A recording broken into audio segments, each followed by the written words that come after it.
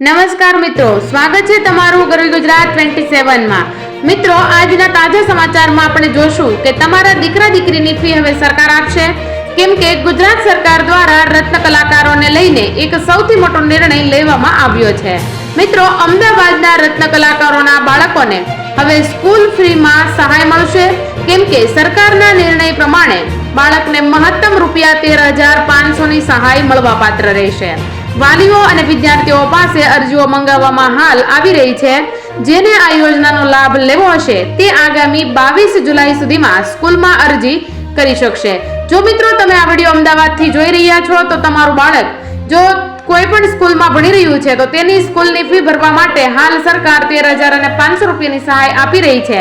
તો મિત્રો, આગામી એટલે કે આવતી 22 જુલાઈ સુધીમાં તમે તમારું આ જે ફોર્મ છે તે અરજી ફોર્મ તમે તમારું જે બાળક છે જે તે સ્કૂલમાં ભણે છે તો તે સ્કૂલમાં જઈને તમે આ ફોર્મ સબમિટ કરશો તો તમને ₹13,500 ની ફી આપી દેવામાં આવશે। ત્યારબાદના સમાચારની મિત્રો વાત કરીએ તો ખેડૂતોના પૈસા હવે ડબલ થશે, કેમ કે સરકારે તમામ ખેડૂતો માટે કિસાન વિકાસ પત્ર યોજના શરૂ કરી છે અને ખેડૂતોએ આ યોજનામાં રોકાણ કરવાનું હોય છે। મિત્રો, આમાં ખેડૂતોને પાત્ર ખાતરીપૂર્વકનું વળતર જ નહીં પરંતુ બમણા પૈસા પણ મળશે।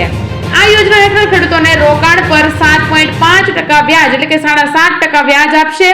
આવી સ્થિતિમાં ખેડૂતોના પૈસા જે 120 મહિનામાં ડબલ થઈ જતા હતા તે હવે 15 મહિનામાં ડબલ થઈ જશે। આ યોજનામાં લઘુત્તમ ₹1,000 નું રોકાણ કરવું પડશે અને આ જે પોસ્ટ ઓફિસમાં જઈને તમારે ફોર્મ ભરવાનું રહેશે। જો મિત્રો તમારે આ ફોર્મ ભરવું હોય તો તમે તમારા ગામની કોઈ પણ પોસ્ટ ઓફિસ હોય ત્યાં જઈને તમે આ ફોર્મ ભરી શકશો અને જે પૈસા તમારા 120 દિવસમાં ડબલ થતા હતા તે હવે માત્ર ને માત્ર 15 મહિનામાં જ ડબલ થઈ જશે। ત્યારબાદના સૌથી મહત્વના સમાચાર પર નજર કરીએ તો ગુજરાતમાં નશાબંધીનો નિર્ણય લેવામાં આવ્યો છે। મિત્રો, 2 વર્ષમાં દારૂની હેરફેર કરતા 22,442 વાહનો જપ્ત કરાયા છે અને આ વાહનો જપ્ત કરાતા આ વાહનોને વેચી અને જે કાંઈ પૈસા આવશે એ હવે ગુજરાતના વિકાસ માટે વાપરવામાં આવશે। 7,213 વાહનો પોલીસ મથકમાં ખડકાયા છે અને પડી રહેલા વાહનો ભંગાર થઈ જતા હોવાથી કરાશે હવે તેની હરાજી। મિત્રો, ડીવાયએસપી દ્વારા વાહનોની કરવામાં આવશે હરાજી અને વેચાણ પછી મળેલ રકમ સરકારી યોજનાના ઉપયોગમાં લેવામાં આવશે। મિત્રો, 7,213 વાહનો જે પોલીસ મથકમાં એટલે કે પોલીસ સ્ટેશનમાં પડેલા છે, જે દારૂની હેરફેર કરતા પકડાયેલા વાહનો હોય તેને પોલીસ સ્ટેશનમાં જમા કરવામાં આવે છે અને ત્યારબાદ આ વાહનો જો ભંગાર થઈ જાય છે, હાલ ઘણા બધા વાહનો જે તમને સંખ્યા જણાવી 7213 વાહનો ભંગાર થઈ ગયા છે તેની હરાજી કરવામાં આવશે અને આ હરાજી જે છે એ ડીવાયએસપી દ્વારા કરવામાં આવશે અને તેના પછી જે કંઈ પૈસા હરાજી દરમિયાન આવશે તે સરકારી યોજનાઓમાં વાપરવામાં આવશે। ત્યારબાદના સમાચારની મિત્રો વાત કરીએ તો ટ્રેડ ડીલ। હવે આ જે ટ્રેડ ડીલ થઈ છે તેમાં કઈ વસ્તુ સસ્તી થશે અને કઈ વસ્તુ મોંઘી થશે। તો મિત્રો, ભારત અને અમેરિકા વચ્ચે ચાલી રહેલી મિની ટ્રેડ ડીલ વાટાઘાટો હવે નિર્ણાયક મોડ પર પહોંચી ગઈ છે, પરંતુ ભારતે સ્પષ્ટ કર્યું છે કે આ ડીલ ફક્ત અમેરિકાની શરતો પર રહેશે નહીં। મિત્રો, કૃષિ અને ડેરી જેવા સંવેદનશીલ ક્ષેત્રોને આ ડીલથી દૂર રાખવામાં આવશે અને ભારત તેની સ્થાનિક પ્રાથમિકતાઓ સાથે કોઈ સમાધાન કરશે નહીં અને જો મિત્રો સૂત્રોનું માનીએ તો આ ડીલ હવે અંતિમ તબક્કામાં છે અને 9 જુલાઈ પહેલા તેની જાહેરાત થવાની સંભાવના પણ છે। મિત્રો, આ તે જ તારીખ છે જ્યારે યુએસ દ્વારા રિવર્સ ટેરિફ પર 90 દિવસનો પ્રતિબંધ સમાપ્ત થઈ રહ્યો છે। જો કરાર ન થાય તો ભારતમાંથી યુએસ બજારમાં મોકલવામાં આવતા માલ પર 26% સુધીની યુટી લગાવવામાં આવી શકે છે, જેનાથી ભારતીય નિકાસકારોને ભારે નુકસાન થઈ શકે છે। ત્યારબાદના સમાચારની મિત્રો વાત કરીએ તો ગુજરાતમાં વરસાદે તબાહી મચાવી દીધી છે। મિત્રો, છેલ્લા 24 કલાક દરમિયાન 209 તાલુકામાં વરસાદ ખાબકી ચૂક્યો છે અને હજુ ઘણા તાલુકામાં હાલ વરસાદ વરસી રહ્યો છે। તો મિત્રો, એમાં સૌથી વધુ તાપીના ડોલવણમાં 6.25 ઇંચ વરસાદ ખાબક્યો હતો અને આજ સવારથી જ કચ્છ સહિતના અનેક વિસ્તારોમાં સતત વરસાદ વરસી રહ્યો હતો અને જે આ માહોલ છે આ તમામ વરસાદી માહોલની વચ્ચે રાજ્યના 13 તાલુકાઓમાં 40 ઇંચથી વધુ વરસાદ પડી ગયો છે। મિત્રો, આગળ વાત કરીએ તો 43 તાલુકાઓમાં 20 થી 40 ઇંચ સુધી વરસાદ પડી ગયો હતો, જ્યારે 125 તાલુકામાં 20 ઇંચ સુધીનો નોંધપાત્ર પાણી પડી ગયું હતું। તો મિત્રો, આમ આજે વરસાદ ખાબકી રહ્યો છે। અનરાધાર વરસાદ ખાબકવાને લીધે ખેડૂતોને પણ ઘણી નુકસાનીનો હાલાકીનો સામનો કરવો પડી રહ્યો છે। ત્યારબાદના સમાચારની મિત્રો વાત કરીએ તો જો હવે વીમા વગર વાહન ચલાવવામાં આવશે તો તે વ્યક્તિને જેલ થશે. મિત્રો, રસ્તા પર થતા અકસ્માતના જોખમોને રોકવા માટે કેન્દ્ર સરકારે મોટી એક્શન લીધી છે. હવે ગાડીઓનો થર્ડ પાર્ટી વીમો હોવો જરૂરી કરી દીધું છે, કેમ કે મોટર વ્હીકલ એક્ટ 199 ની ધારા 146 અંતર્ગત ભારતીય રસ્તા પર ચાલતી તમામ ગાડીઓના ફરજિયાતપણે થર્ડ પાર્ટી વીમો લેવો જોઈએ. આવા લોકોને કાનૂનના ઉલ્લંઘન માટેની દંડની સાથે સાથે જેલમાં જવાનો પણ વારો આવી શકે છે. તો વાહનોના ઇન્સ્યોરન્સ માટે સરકારનો ગજબનો એક નિર્ણય લઈ લીધો કહેવાય. મિત્રો, હવે તમારી પાસે 2 વ્હીલ હોય, 4 વ્હીલ હોય કે પછી તમારી પાસે બુલેટ હોય કે ગમે તે હોય કે તમારી પાસે ટ્રક હોય, તો તમારે હવે તે ટ્રક માટે, બુલેટ માટે, તમારા ગાડી માટે કે તમારા બુલેટ માટે હવે તમારે વીમો લેવો જરૂરિયાત છે. કેમ કે મિત્રો, રસ્તા પર થતા અકસ્માતના જોખમને રોકવા માટે આપણી સરકારે એક ગજબનો નિર્ણય લઈ લીધો છે, જે આપણા જ હિત માટે લીધેલો છે. તો જેનાથી તમામ દર્શક મિત્રોને હું પણ વિનંતી કરું છું કે તમારી પાસે તમારું વ્હીકલ હોય, કોઈ પણ જાતનું વ્હીકલ હોય તો તમે વીમો ઉતરાવી લેજો.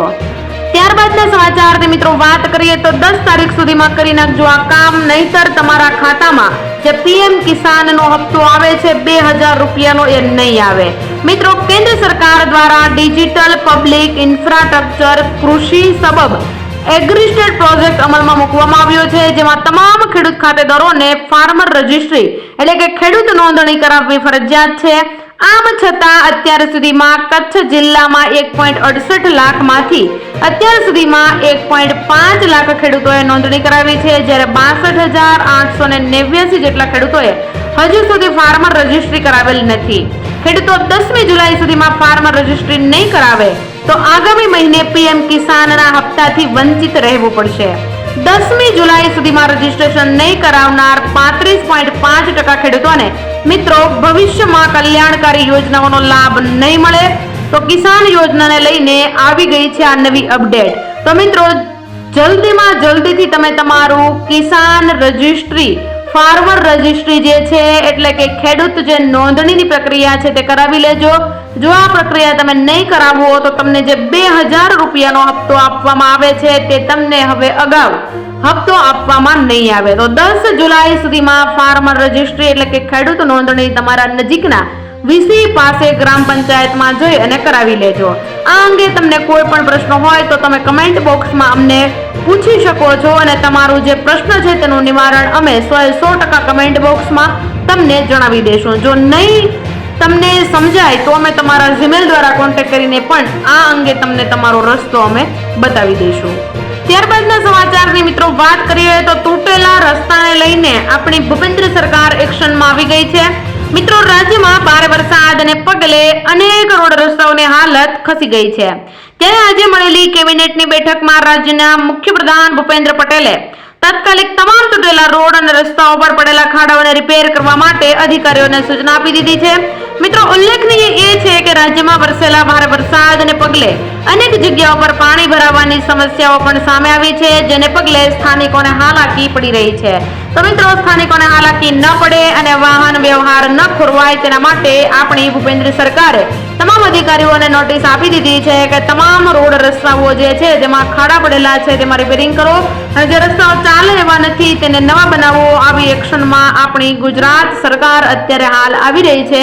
તો મિત્રો, જોવું એ રહ્યું કે હવે આપણી સરકાર જે એક્શનમાં આવી છે એ ખરેખર આ એક્શન છે એમને પૂર્ણ કરે છે કે નથી કરતા. તો મિત્રો, ત્યારબાદના મહત્વના સમાચારની મિત્રો વાત કરીએ તો મિત્રો, પહેલા આ કામ કરો પછી જ તમને પૈસા મળશે.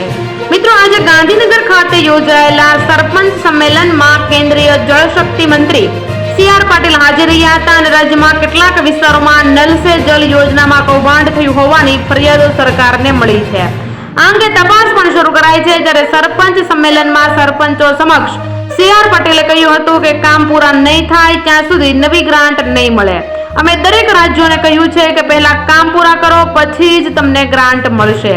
નલ સે જલ યોજનામાં નાના મોટા પ્રશ્નોની ફરિયાદો સરકારને મળી છે. કેટલીક જગ્યાએ નલ છે પણ જલ નથી, જેથી કામ પૂરા નહીં થાય ત્યાં સુધી નવી ગ્રાન્ટ નહીં મળે. એટલે કે મિત્રો, કેન્દ્રીય જળશક્તિ મંત્રી CR પાટીલ એવું કહેવા માંગે છે કે જે કાંઈ ગામના સરપંચો છે તેમને કહેવામાં આવ્યું છે કે તમને જે કામ માટે જે ગ્રાન્ટ આપી છે તે ગ્રાન્ટને તો તમે લઈ લો છો, પણ અહીંયા કીધું ને કે નળ છે પણ જલ નથી. નળ તો તમે મૂકી દીધા છે પરંતુ તે નળમાં પાણી જ નથી, તો ગ્રામજનો શું કરે? એટલે સરપંચોને પણ કડક સૂચના આપી દીધી છે કે એક ગ્રાન્ટનું કામ પૂરું ન થાય ત્યાં સુધી તમને બીજી ગ્રાન્ટ આપવામાં નહીં આવે. કેમ કે આ જે તમામ ગ્રાન્ટો આપવામાં આવે છે, ખબર નહીં કે ક્યાં જઈ અને આ ગ્રાન્ટ છે તે પોરવાઈ જાય છે, તો ગ્રામજનો સુધી જે ગ્રાન્ટ જે કાર્ય માટે આવે છે તે પહોંચતી નથી. પરંતુ હવે ક્યાંક ને ક્યાંક આપણી સરકાર ક્યાંક ને ક્યાંક જનહિતમાં એક્શનો લઈ રહી હોય તેવું આપણને હાલ લાગી રહ્યું છે. તો મિત્રો, દેશ દુનિયાના આવા જ તાજા અને સચોટ સમાચારો મેળવવા માટે આપણી ચેનલ ગરવી ગુજરાત 27 સાથે આજે જોડાઈ જજો. તો મિત્રો, ફરી મળીશું દેશ દુનિયાના તાજા સમાચારો સાથે. ત્યાં સુધી મને રજા આપો. જય હિન્દ, જય ભારત.